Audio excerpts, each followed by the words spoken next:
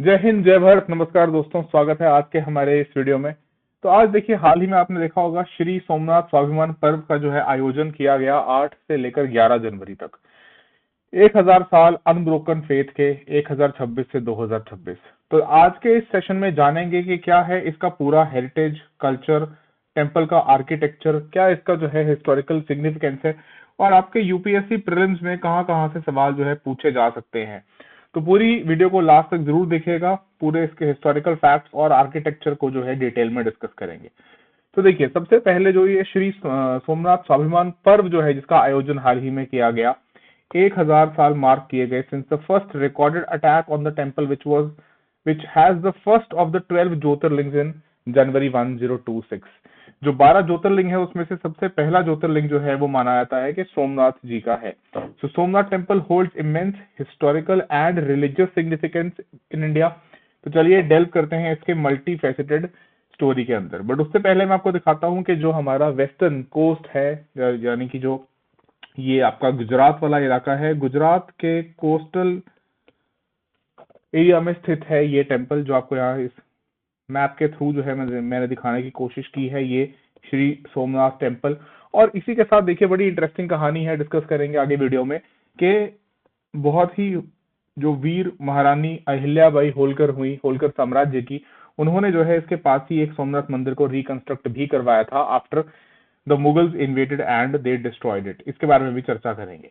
चलिए, सबसे पहले एक कॉम्प्रिहेंसिव ओवरव्यू लेते हैं इसके बारे में कि देखिए, जो सोमनाथ जी का ये मंदिर है, ओरिजिन और सिग्निफिकेंस क्या है इसका। तो देखिए, ये वीरावल में लोकेटेड है at in the western coast Gujarat के। एंड माना क्या जाता है कि ये पहला ज्योतिर्लिंग है 12 ज्योतिर्लिंग्स में से, जो हम कहते हैं श्राइन्स ऑफ लॉर्ड शिव।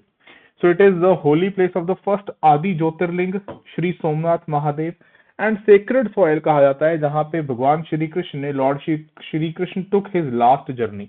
तो ये इसका आप कह सकते हैं कि एंशिएंट हिस्टोरिकल सिग्निफिकेंस है। फिर जो ये साइट है जहां पे ये मंदिर स्थित है, ये ऑस्टवेल प्रिंसली स्टेट जो था जूनागढ़ का, जिसको बाद में विलय कर लिया गया था इसका भारत के अंदर, वहां पे स्थित है। और also it is connected to lord Krishna.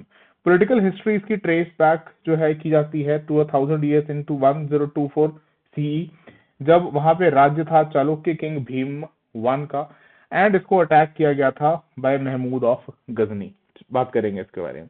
फिर देखिए, इसके साथ एक और जो लेजेंड स्टोरी एसोसिएटेड है वो है एक तो लूनार डीटी की, यानी कि जो मून गॉड सोम ने इस मंदिर का निर्माण करवाया था, जो ओरिजिनल टेम्पल था, in gold to atone for a curse. Hence जो ये नाम पड़ा सोमनाथ, यानी कि लॉर्ड ऑफ द मून, जो इसके एंशिएंट नेम की सिग्निफिकेंस है। फिर ओरिजिन्स अगर इसके देखे जाए तो they are shrouded in antiquity, जहां पे हमारे जो वेद हैं उसमें से ऋग्वेद जो है वो इसके बारे में बात मेंशन करता है।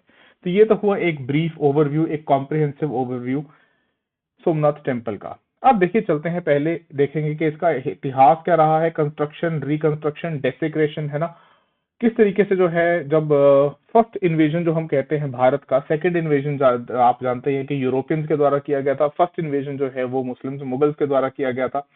तो उस दौरान जो है टिमल्टस हिस्ट्री रही है, रिपीटेड डिस्ट्रक्शन जो है इस मंदिर ने फेस करी है। तो इसमें हम क्या कहते हैं कि it has face destruction, reconstruction multiple times over centuries, symbolising resilience, कि उसके बावजूद जो है सोमनाथ मंदिर जो है वो बतौर symbol of faith, resilience and Sanatan Dharma जो है वो खड़ा रहा अपनी जगह पे। तो देखिए, इसमें ओवरऑल ये एक ब्रीफ मैंने आप लोगों के लिए यहाँ टेबल में पूरा का पूरा ये पीरियड चार्ट आउट किया है, right from the very beginning to post independence era. तो 7वीं शताब्दी, 7th सेंचुरी सीई में वल्लभी किंग शीलादित्य ने जो है इसको रीबिल्ड किया इन स्टोन। पहले ये एक वुडन स्ट्रक्चर में जो है बनाया हुआ था। मैं इसको थोड़ा सा जूम इन कर देता हूँ ताकि आपको और क्लियरली जो है ये दिखाई दे सके। I hope now it is better visible. चलिए, ठीक है। उसके पश्चात जो है 1024 से 1026 के दौरान, जब महमूद ऑफ गजनी जो है भीमा वन के रीन के दौरान जब इन्वेड करता है, तो वो इस टेम्पल को जो है अटैक करता है, लूटता है, डेसिक्रेट करके रख देता है, जो इनका इतिहास भी रहा है लूटपाट का। फिर इसके बाद हिंदू रूलर जो है, आर्कियोलॉजिकल सर्वे में ये बात अंकित है, Parmar king Bhoj and Solanki king Bhimvan जो है ये इसकी रिकंस्ट्रक्शन करवाते हैं, जिसमें हमें देखने को मिलता है कि जो डिपार्टमेंट ऑफ आर्कियोलॉजी में बीके थापर साहब की अध्यक्षता में रिपोर्ट आई थी 1950 में। उसने इसका जिक्र किया कि गजनी के डेमोलिशन के बाद, जब गजनी ने इस मंदिर को तोड़ा, उसके बाद इसका जो है पुनर्निर्माण कराया गया स्टोन के अंदर ही। उसके पश्चात देखिए जो है मुस्लिमों द्वारा मुगल्स द्वारा जो है इसका डेसिक्रेशन अभी भी रुका नहीं। खिलजी पीरियड के दौरान आला खान नाम का एक जनरल उसका जो है इसको वापस अटैक करता है और डेसिक्रेट करता है। फिर उसके बाद सुल्तान ऑफ गुजरात मुजफ्फर शाह वन जो है वो एक और एपिसोड डेसिक्रेशन का जो है इसके ऊपर करते हैं, बीच में जब एक बार रिकंस्ट्रक्शन करवा दी जा चुकी होती है। 1413 में फिर एक बार डिस्ट्रक्शन और डेसिक्रेशन जो है श्राइन का किया जाता है। इसके बाद सुल्तान ऑफ गुजरात महमूद बेगादा वो एक बार फिर से इसको डैमेज करता है, continuing the cycle of destruction and rebuilding. यानी कि आप ये समझिए कि हिंदू रूलर जो है वो बीच बीच में कोशिश करते हैं कि इसको रिकंस्ट्रक्ट किया जाए, परंतु लगातार जो मुगल इन्वेजन था उसके चलते, या इस्लामिक इन्वेजन जो था उसके चलते जो है डेसिक्रेट और डिस्ट्रक्ट किया जाता है टेम्पल को। उसके पश्चात 1699 ये जो सदी आती है तो औरंगजेब के हुक्मनामे पे, औरंगजेब के ऑर्डर्स पे इसको वापस जो है डिमोलिश किया जाता है। और ये जो है अलग अलग जगहों पे हिस्टोरिकल रेफरेंसेस भी मिलते हैं, इंक्लूडिंग पीटर वैन डी वीर के 1992 के रेफरेंसेस के अंदर।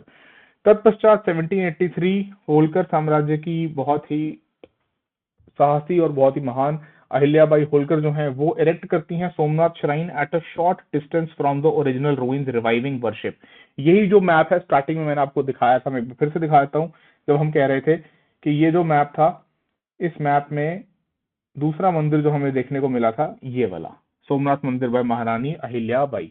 तो ये वो वाला मंदिर था जिसको महारानी अहिल्याबाई होलकर ने ये औरंगजेब के डेसिक्रेशन डिस्ट्रक्शन के बाद जो है यहाँ पे कंस्ट्रक्ट करवाया था, जो ओरिजिनल मंदिर की साइड से थोड़े सी ही दूर पे स्थित है।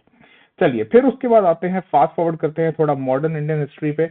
1950-91 में जब पोस्ट इंडिपेंडेंस रिकंस्ट्रक्शन होती है तो इसमें बढ़ चढ़ के हिस्सा लेते हैं हमारे लौह पुरुष श्री सरदार वल्लभ भाई पटेल जी, और कंप्लीट होता है ये के एम मुंशी साहब के अंडर, और इसका इनॉग्रेशन किया जाता है by the then president doctor Rajendra Prasad. अब इसमें बड़ी एक दिलचस्प कहानी कहा जाता है कि जो पहले प्रधानमंत्री थे यानी कि जवाहरलाल नेहरू साहब, वो नहीं चाहते थे कि डॉक्टर राजेंद्र प्रसाद जो हैं वो इसमें शामिल हों, बट चलिए खैर वो एक अलग बात है। तो ये रहा एक, इसका हमने ब्रीफ में देखा कि एक टुमल्टस पीरियड जैसे जो रहा, जहाँ पे काफी बार जो है कंस्ट्रक्शन और डिस्ट्रक्शन की स्टोरी जो है वो चलती रही। चलिए अब आते हैं दूसरे पर्सपेक्टिव पे, यूपीएससी वाले। वो तो हो गया हिस्टोरिकल पर्सपेक्टिव कि यूपीएससी जहाँ पे आपका आर्ट कल्चर एएमसी वाला जो पार्ट है उसमें आपसे ये जो फीचर्स जो आप जहाँ पढ़ते हैं कि टेम्पल आर्किटेक्चर ऑफ इंडिया, उस पार्ट में ये आपको पता होने चाहिए कि जो करंट टेम्पल है उसके आर्किटेक्चर फीचर्स जो हैं वो क्या हैं, यानी कि राइट फ्रॉम द टॉप कौन सा स्टाइल है, कैसे इसके जो हैं पिलर्स डिजाइन किए गए हैं, क्या क्या इसकी ओवरऑल जो पूरा कॉम्प्लेक्स है इसके अंदर जो है क्या क्या चीजें मौजूद हैं। तो चलिए इसके बारे में बात करते हैं। अच्छा, सबसे पहले देखिए कि जो आर्किटेक्चरल फीचर्स हैं, प्रेजेंट जो स्टाइल है वो चालुक्य स्टाइल में निर्मित है, रिफ्लेक्टिंग ब्लेंड किस चीज का, traditional and modern construction techniques. तो ये चालुक्य स्टाइल है, ये किस लिए जाना जाता है, इंट्रिकेट कार्विंग्स के लिए। देखेंगे कि जो ये यहाँ पे आप ये जो छोटे छोटे छोटे छोटे दिख रहे हैं, मैं आपको भी जूम करके दिखाऊंगा, ये इंट्रिकेट कार्विंग्स हैं बहुत सारी। एंड टावरिंग स्पायर्स, ये टावरिंग स्पायर्स आपको ये बहुत सारे यहाँ पे दिख ही रहे होंगे। फिर प्रीडोमिनेंटली जिस मटेरियल का इस्तेमाल किया गया है वो सैंडस्टोन है, with modern construction methods ensuring its durability. Shikhar जो है 150 फीट का एक grand shikhar rising to height of 150 feet आपको दिख रहा होगा। And crown with a large kalash, ये कलश मैं आपको भी दिखाऊंगा जूम करके। एंड अ ध्वज दंड यानी कि फ्लैग पोल 30 फीट का। तो ये इसका बेसिक जो है आर्किटेक्चरल फीचर्स है। ठीक है, ये देखिए इसमें आपको यहाँ पे ये क्लियरली दिख रहा है जो टेम्पल के ऊपर यहाँ पे ये मौजूद है। चलिए फर्दर जो गर्भगृह है यानी कि जो सैंक्टम सैंक्टोरम है, इट हाउसेस द ज्योतिर्लिंग, जिसको हम कहते हैं कि 12 में से जो पहला ज्योतिर्लिंग है शिव जी का। फिर फीचर्स अ लार्ज सभा मंडप, असेंबली हॉल एंड अ नृत्य मंडप यानी कि डांस हॉल। तो ये ध्यान रखिएगा कि इसके कॉम्प्लेक्स के अंदर ये दो मंडप जो है वो मौजूद है, सभा मंडप और नृत्य मंडप। फिर जो आर्च्ड एंट्रेंस है इसका, ornated arch entrances with intricate carvings depicting different deities and different scenes. तो ये इसका एंट्रेंस के ऊपर जो भी मैं आपको दिखाऊंगा वो इमेज भी, जहां पे ये इंट्रिकेट कार्विंग्स जो है वो डिपिक्ट की गई हैं। एंड लास्ट जो है एक बाण स्तंभ यानी एरो पिलर, एक unique pillar sea protection wall की तरफ, indicating a straight line of sight from temple to the south pole without any landmark in between. तो आप ये कह सकते हैं कि not just spirituality but also science combined in its architecture. चलिए ये तो हो गया इसका एक ब्रीफ। ठीक है, ये हो गया आपका गर्भगृह जहाँ पे जो है ज्योतिर्लिंग जो है पहला वो मौजूद है। ये गर्भगृह का दृश्य आपको दिख रहा है। ये जो है वो इंट्रिकेट कार्विंग्स हैं जो आप कह सकते हैं बहुत ही खूबसूरती से इसकी